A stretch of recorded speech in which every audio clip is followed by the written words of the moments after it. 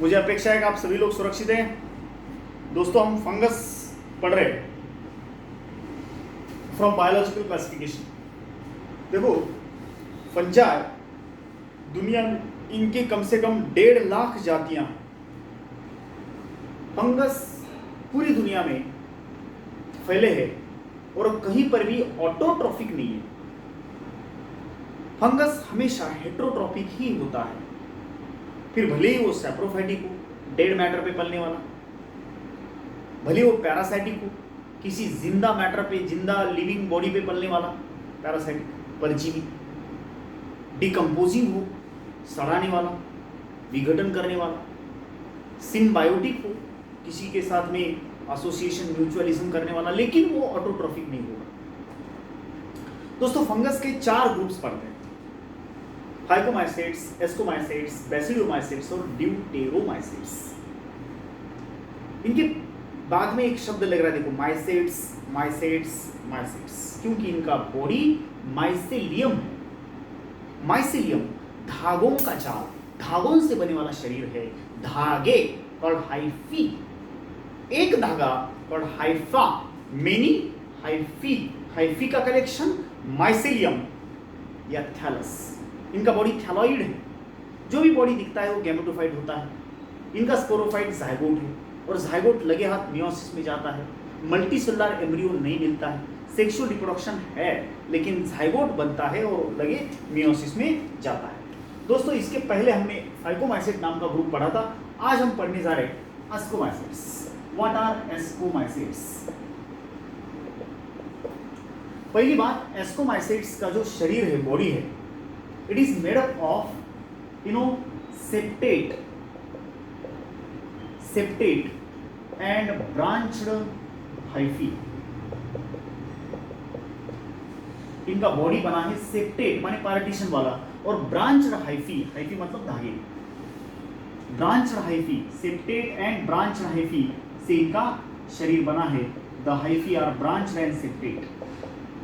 Sales are mononucleate, uninucleate. दोस्तों, ascomycete एक ऐसा ग्रुप है जिनको बोलते हैं सैक फंजाई, सैक फंजाई। और इस ग्रुप के मेंबर कुछ यूनिसेलुलर भी है और बाकी सारे मल्टीसेलुलर है। यूनिसेलुलर और मल्टीसेलुलर दोनों कैटेगरीज इसमें मिलते हैं। जैसे कि यूनिसेलुलर में इसमें आता है yeast, world famous Saccharomyces, Saccharomyces ellipsoideus. Yeast जिससे अल्कोहल भी बनता है और ब्रेड भी बनता है। Yeast is member of this ascomycete. Multicellular में एग्जांपल है हमारा पेनिसिलियम नोटाटम या Penicillium chrysogenum. Penicillium is the example of Penicillium, example of this ascomycetes. Multicellular, ये मल्टीसेलुलर और ये यूनिसेलुलर। दोस्तों, दिस कैटेगरी मतलब जो एस्कोमाइसेट्स के मेंबर्स हैं वो रिप्रोडक्शन के लिए मतलब फ्रेगमेंटेशन भी करते हैं, एसेक्सुअल भी करते हैं और सेक्सुअल भी करते हैं। इसीलिए इनके पास एसेक्सुअल स्पोर अलग से बनते हैं और सेक्सुअल स्पोर अलग से बनते हैं। पहले इनके एसेक्सुअल स्पोर के बारे में देखेंगे। Asexual spores of ascomycetes are called as conidia. इनके एसेक्सुअल स्पोर को हम कोनिडिया बोलते हैं। व्हाट आर कोनिडिया बोले तो asexual spores of ascomycetes. The asexual spores of ascomycetes called conidia. Okay, conidia जो है ना वो एक्सोजीनस स्पोर्स, एक्सोजीनस। मैं इसी को पहले एक्सप्लेन करता, बाद में हम सेक्सुअल स्पोर की तरफ जाएंगे। नहीं तो एक बार करेंगे, सेक्सुअल स्पोर का नाम देता। सेक्सुअल स्पोर्स आर एस्कोस्पोर्स और एस्कोस्पोर्स आर एंडोजीनस स्पोर्स। जो एस्कोकार्प नाम के फ्रूटिंग बॉडीज में बनते हैं। दोस्तों, asexual reproduction by conidia, sexual reproduction by ascospores. Conidia are exogenous spores जबकि ascospores are endogenous spores. These are endogenous, these are exogenous. मैं पहले इसको कोनिडिया को आपको बताता। दिस इज पेनिसिलियम, मान लो दिस इज पेनिसिलियम। तो पेनिसिलियम की जो हाइफी है वो कुछ कोनिडियोफोर बनाते हैं। these are conidiophore which are septate, ये हाइफी है। और इसके टॉप पे मतलब जो बाहर के सेल्स है they convert into the spores directly, and यहाँ पर ये बनते हैं these are conidia। ये कौन है? ये तो कोनिडिया है। These are conidia, conidia. ये कौन है? पेनिसिलियम के हाइफा ब्रांच हाइफी है, और दिस इज पेनिसिलियम। ओके, ये कोनिडिया है।